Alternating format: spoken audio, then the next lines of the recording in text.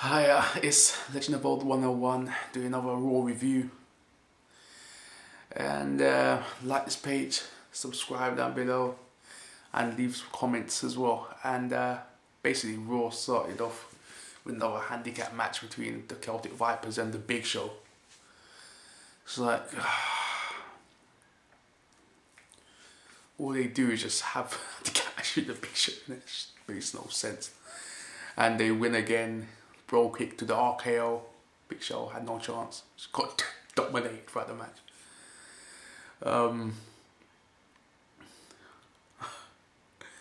That was it. Basically, that was it.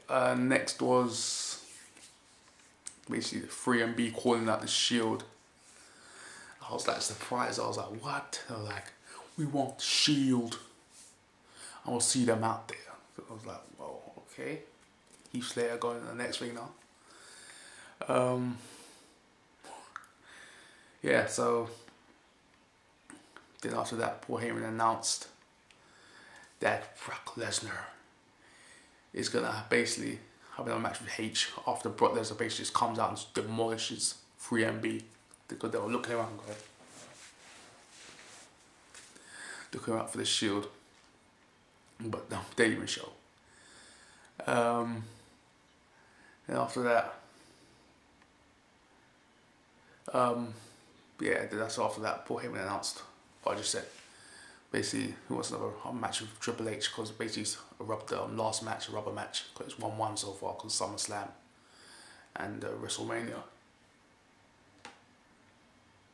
So he wants the last match at Extreme Rules. So the second match was Kofi versus Antonio Cesaro. Cesaro versus Kofi. Kofi is a good wrestler, but they need to give him a direction because right now he's just in the level, just on a level like right now. It just makes no sense right now. He's winning titles left, right, and centre, and on the mid level, just there. They need to elevate him quick or just forget. Because I think Money in the Bank, I think he'll win Money in the Bank, one of them, SmackDown or one of the two, I think. Because sooner or later he's going to have to turn heel, and I think they'll turn him heel just before Money in the Bank and give him an opportunity to win it there. So, yeah, so Kofi and Cesaro have a sick match, an awesome match. It basically just go back and forth, counter after counter, pin after pin. So then at the end, Cesaro just burns out and Kofi hits Trouble in Paradise, takes him out. 1, 2, 3. And then Kofi just going nuts like, oh, I've been a champ. I've been, the United States champion for the 100th time. Basically, it's like, yeah, cause I can't remember what belt it was because Kofi's won those big card belts so many times. It's ridiculous. It could be either one that won't really take notice of it really, because I'll say, okay, it's good for him having so many reigns, but it's US or IC, but that's just getting ridiculous now.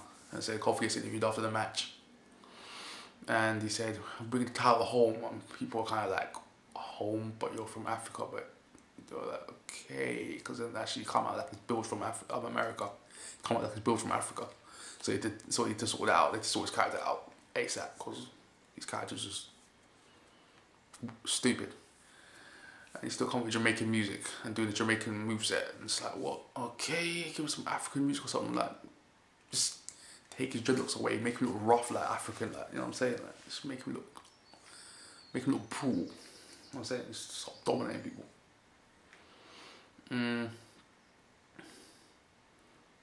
Or like, instead of putting the boom drop, put the voodoo drop or something like that. Just call it something like, just be creative and don't give him so many crowd pleasing moves when he turns heel, because he's gonna turn heel sooner or later, because they can't keep him like that forever. He's not John Cena. At least John Cena had actually heel turn when he came. So basically Dolph Ziggler was talking last week,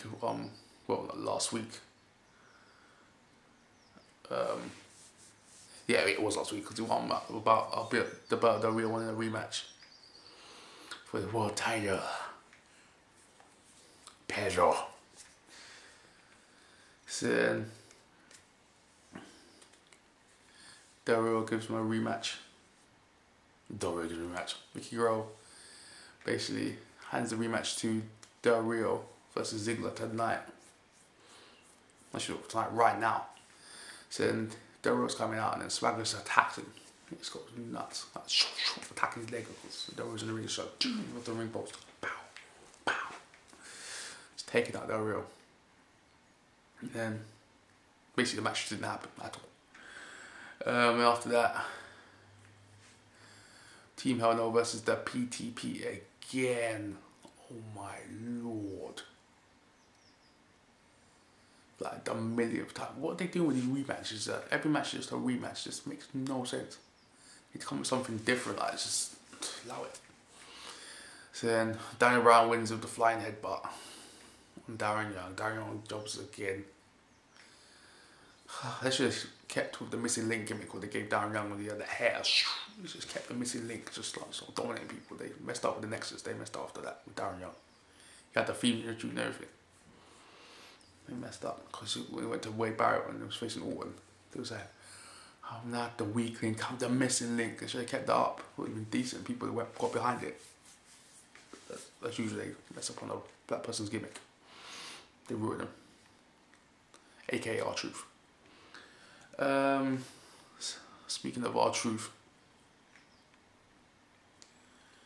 Well, before that, Ryback had an interview, a decent interview, pretty good actually. I was surprised how good it was. But Ryback kept looking down for some reason, just looked obvious, like he was looking at something, he just kept looking down and going. I was like, oh my gosh. Kind of like me right now in the interview, doing a review, looking at the results, because I can't remember half of what went on in this Raw, because there's so much things that happened, it's just random. It didn't flow at all, this Raw. Didn't flow like last week's. Ryback was talking about basically how Cena never helped him when he got attacked by the Shield, like countless times, or 6 times to be exact. And saying, when I was out there, get attacked by the Shield, where were you? 5 minutes, just breathing, like exhaling, inhaling, just like crazy. And saying, well, I was in your shadow, John, no more. Basically, he's going after the WWE title, basically what he was saying. Then, back to R-Truth versus Wade Barrett. The title was on the line, just a singles match. It came out of nowhere. R-Truth wins the match with Little Jimmy. Little Jimmy. Just take it out. It came out of nowhere. The crowd was shocked. They were like, what the heck is going on? The crowd was not as good as last week's, obviously, because the English crowd weren't there. So yeah, R-Truth won the match. Wade Barrett rolls out the ring and walks away. Yeah, that's it. Apparently it's going to be a 10-man battle royal coming up. I don't know when. I think it's, yeah, main event. So yeah. Okay. Next was Team Road Scholars versus Carly and Santino. Oh my days, where are these matches coming from? Road Scholars are supposed to be broken up. What the heck? But anyway, yeah. Rob Sandow rolls up Santino. 1, 2, 3 for the win. No relevance to this match, don't really care. Natalia look hot though, that's all I can say about that. The next, Jerry Lawler comes into the ring and then introduces Fandango. The crowd was kind of dead. Like, okay, this crowd was horrible, but Fandango comes out, milks it. He gets a few theme tune chants, but nothing too special. And he's saying, do you want to Fandango with me? Kind of like, yeah. Then he goes to each side of the ring. You, like doing the whole Hogan thing, like. But that's his version of Fandango's like, whoa, you. Mad mannerisms. And then he was like, no, you can't pronounce my name correctly. And walks off. And that's about it. And after that, It's Jack Swagger versus DZ Dolph Ziggler with Big E and AJ. It's a pretty good match as usual. Swagger and Dolph Ziggler always have good matches with each other. So they start fighting each other and back and forth. Anyway, Swagger actually dominated the match really. So then all of a sudden the RAW comes out. But before that, Ziggler gets like held up to a powerbomb position, and Swagger just pushes him off like an alley-oop, like a Big Show used to do. He falls on the ropes, bounces back, and Swagger just rolls him up. And then 1, 2, 3, that's it. Big E runs in the ring, and Swagger's just like, I'm gone there. We the people wins. It's the match. Dolph Ziggler. Del Rio comes out, starts going crazy, starts beating up Swagger on the ramp, throws him to the WWE sign, and hits the arm breaker on the actual ramp area, and just holds his arm, the actual barrier bit, and then he goes to points at Ziggler, goes, "You're next." To Goldberg, to Dolph Ziggler. Ziggler's like, yeah. I'm gonna drop back, use the title, boy. Basically, that's what Ziggler said. So, basically, Booker T announces that it's gonna be a triple threat match for the world title, dog. Basically, can you dig that, sucker? So, basically, CM Punk comes out talking about how I lost these key matches. Talking about how he lost to The Rock and Undertaker in a row. Lost 2 big matches in a row that he couldn't take it, and then Paul Heyman saying, "You're the best in the world. The best in the world, CM Punk. The best in the world." And like, CM Punk hugs him and he walks out. And then he got confused again. He was like, "Where's the exit?" Gets baffled. So after that, it was Caitlyn versus Nikki Bella, the big chested Bella. So basically, it was a good match for what it was, but then it was just too short as usual. Most Divas matches are, it's really short. And it makes no sense why it's so short. It's crazy. So basically, she throws Caitlyn off the ropes, rolls her up. Well, it wasn't actually her, they used twin magic. Roll her up. And that was it. 1, 2, 3, wins the match. Oh god. And then throughout the match, Jerry Lawler was saying, "Oh, can't you tell the difference?" Or because Nikki's the bigger Bella. And then I was like, what? What did you just say? Man, Jerry Lawler was just laughing throughout the whole match after that. After he said that, after the match, he started laughing throughout the whole thing. He couldn't contain himself. He's like, "Yeah, the bigger Bella. Can't you tell the difference?" Oh boy. Meaning the boob job which Nikki Bella had, she must have had, because her breast was not that big before. It's ridiculous how big they are now. So the differences between Brie just like flat, and Nikki just like, what's that? Almost matching Caitlyn's, which is bizarre, because Caitlyn's got some hench breasts.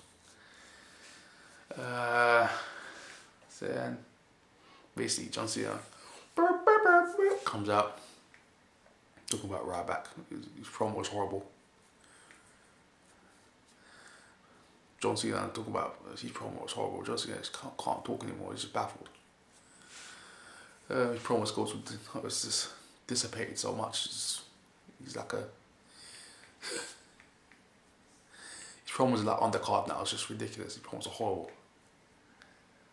He was a heel. He was a heel. His promos were the main event. Now it's just undercard. His promos. Ryback comes out. Doesn't say anything. Just stands there in front of Cena. Stands there. He's breathing in his face. Doesn't see his face, and then Cena goes, "How your promo was boring," and I was like, "Yeah." Coming from a guy whose promos are boring every week now, since his whole turn. So then, it's his heel days, I should say. So yeah, Ryback just walks out of the ring. Over here is Shield. Shield's come down. Shield's like apprehensive to hit the ring because Ryback's still out there. So Ryback's just standing there, and then Shield's like, okay, let's do this. Take out Cena. Dominates, beat him down. Cena's trying his best to get out of it. Getting precious. He's just trying to. Reminds me of the time when the Nexus attacked him. Like Cena's like, I can just getting taken away or something. Like, it's just tremendous. I imagine that movie, I Drag to Hell, when the woman's like, getting dragged to hell. That's what it actually reminds me of. He always sells it when he gets beat down by a group of guys. It's just so funny. He's the best at selling when a group of guys attack him. He's just the best at it. That's the only thing he's good at selling right now. I don't think he's good at in general. Selling a group of guys attacking him. So then after that, Ryback just walks again, walks even more to the ramp, to the top of the ramp now, just does this, and then walks away.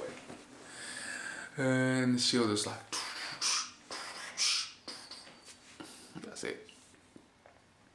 And that's how it ends. So rules was kind of weak this week, but had some good stuff in it, good points here and there.